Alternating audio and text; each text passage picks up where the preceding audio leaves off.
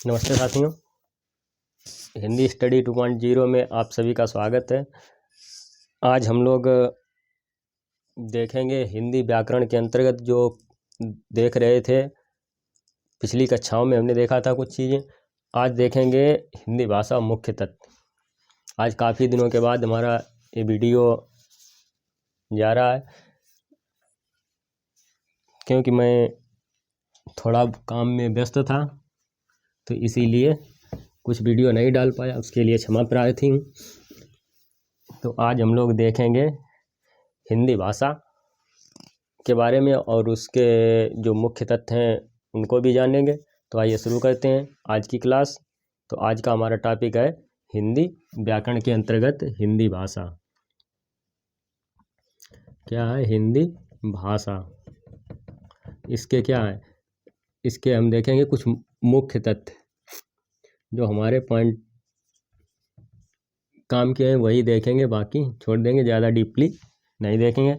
जो UP TGT PGT में पूछे जाते हैं या फिर जो लेखपाल है, यूपी पुलिस, जहाँ भी फ़िलहाल हिंदी से सिलेबस लगा है उनमें ये चीज़ें पूछी जाती हैं। तो आइए शुरू करते हैं हमारा हिंदी भाषा के जो मुख्य तथ्य क्या है। तो हम देखते हैं कि पूरे संसार में लगभग कितनी भाषाएं बोली जाती हैं, पूरे विश्व में लगभग कितनी भाषाएं हैं?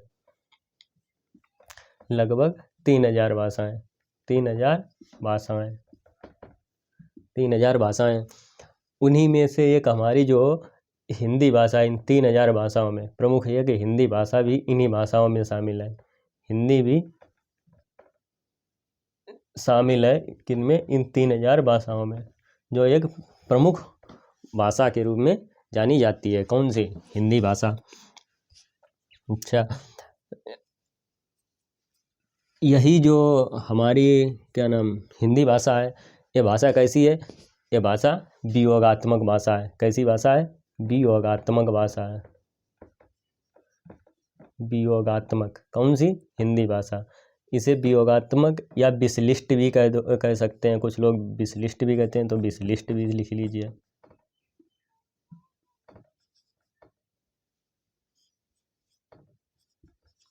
विश्लिष्ट भाषा कौन सी?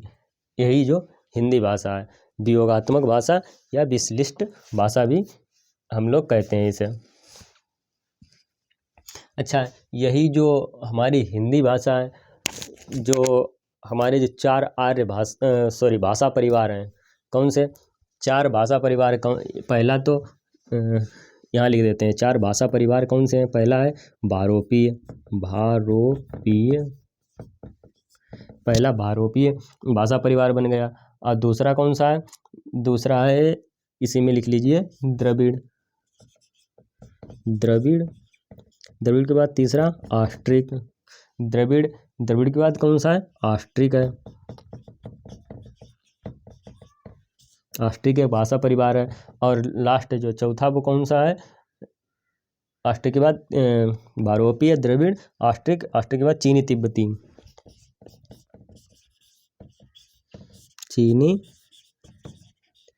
तिब्बती भाषा परिवार। चीनी या तिब्बती भाषा परिवार है। तो इसी में जो हमारी एक हिंदी जो भाषा है, कौन सी? हिंदी भाषा, वो किस परिवार के अंतर्गत है? भारोपीय परिवार के अंतर्गत एक ये हमारी भाषा आती है। भारोपीय परिवार के अंतर्गत हिंदी भाषा आती है। तो ये तो हमने देखा क्या कि जो विश्व में लगभग 3000 भाषाएं हैं, 3000 भाषाओं में हमारी एक हिंदी भी प्रमुख भाषा है। हिंदी भाषा को ये क्या कहते हैं? वियोगात्मक भाषा भी कह सकते हैं या फिर विश्लिष्ट भाषा भी इसे कह सकते हैं। अच्छा, जो हिंदी भाषा है वो किस परिवार के अंतर्गत आती है? किस परिवार के अंतर्गत आती है? भारोपीय परिवार के अंतर्गत। किसके? भारोपीय परिवार के अंतर्गत आती है। अच्छा, जो भाषा परिवार हैं वो कितने? भाषा परिवार 4 हैं। कौन से? पहला तो भारोपीय, दूसरा द्रविड़, तीसरा ऑस्ट्रिक, चौथा चीनी या तिब्बती। चीनी तिब्बती जो एक ही में आता है, चीनी तिब्बती भाषा परिवार है। अच्छा, यही जो हमने देखा है कि भारोपीय जो हिंदी जिसमें आती है, इसका बोलने का प्रतिशत कितना है? तो ये लगभग वही 73% भाषा बोली जाते हैं, भारोपीय परिवार प्रयोग किया जाता है 73%। अच्छा, और द्रविड़ कितने % लगभग प्रयोग किया जाता है? तो 73 और 25% ये लगभग द्रविड़ भाषा प्रयोग की जाती है। तो कितने बन गए? 98% हो गया। 98 बचे इसमें 2% में ये बोली जाती है। तो ऑस्ट्रिक लगभग 1.3%, बचा जो है वो बोली जाती है चीनी तिब्बती। चीनी तिब्बती लगभग कितनी है? 1.3, और बचे कितने? 0.7%। 7% बोली जाती है चीनी तिब्बती भाषा। बारोपी परिवार इसके अंतर्गत आते हैं। तो ये हमने देखा क्या क्या, यानी विश्व में लगभग जो 3000 भाषाएं हैं, 3000 भाषाओं में हमारी प्रमुख एक हिंदी भाषा भी है। हिंदी भाषा जो है वो वियोगात्मक भी है, विश्लिष्ट भी है, विश्लिष्ट भाषा है, इसे भी हमने जाना। और जो हिंदी हमारी जो भाषा है वो किस में आती है? भारोपी परिवार के अंतर्गत आती है। इसका बोलने का क्षेत्र लगभग 73% है, ये भी हमने जाना।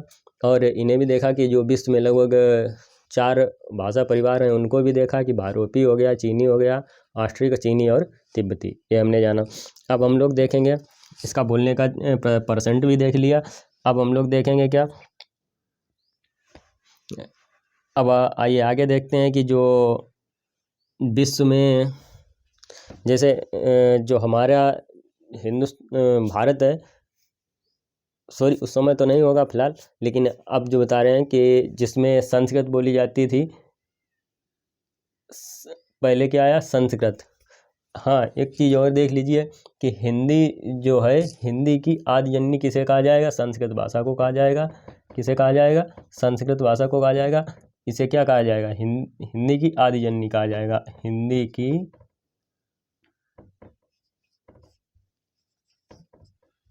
आदि जननी, यानी हिंदी भाषा किससे निकली है? संस्कृत भाषा से निकली है। ये भी हमने देख लिया। अब हम लोग देखेंगे जो भारतीय आर्य भाषा है, यानी अभी तो हमने विश्व के बारे में देखा। अब हम लोग देखेंगे जो भारतीय आर्य भाषा है। भारतीय आर्य भाषाओं में क्या है कि उनको देखेंगे जो पहले कौन सी भाषा आई, फिर उसके बाद कौन सी आई, फिर उसके बाद कौन सी आई, ये चीज़ें हम देखेंगे क्रम वाइज। तो आइए देखते हैं आगे।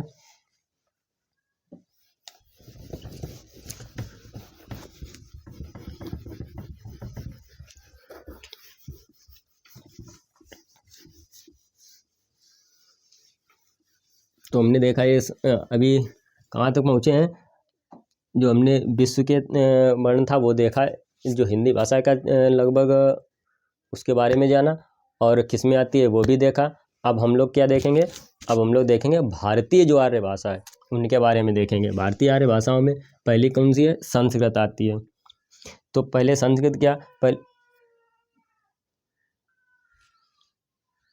पहले क्या आती है कि इसमें देख लेते हैं इनका समय क्या है। कि जैसे पहली भाषा है प्राचीन भारतीय आर्य भाषा। प्राचीन भारतीय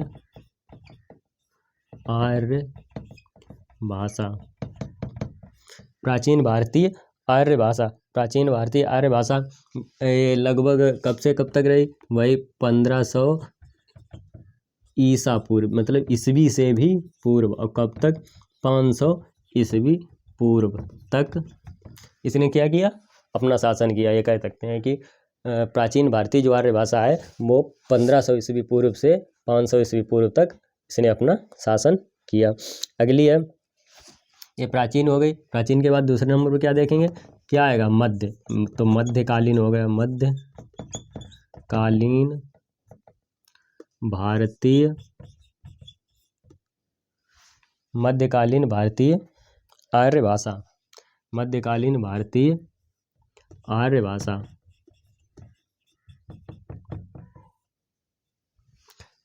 कहाँ से ख़त्म हुई थी? प्राचीन भारतीय आर्य भाषा 500। तो ये 500 से ही क्या हो जाएगी? स्टार्ट हो जाएगी। 500 ईसा पूर्व, मतलब 500 ईसा पूर्व से जो है वो स्टार्ट हो जाएगी। और कब तक रहेगी? 500 ईसा पूर्व से जो हमारी रहेगी वो लगभग मध्यकालीन भाषा जो है 500 और 1000 ईसा पूर्व तक रहेगी। 1000 ईस्वी तक, सॉरी ईस्वी तक रहेगी। ईस्वी तक ये शासन करेगी। कौन सी? मध्यकालीन भारतीय आर्य भाषा। अब हम देख लें तीसरे नंबर पर।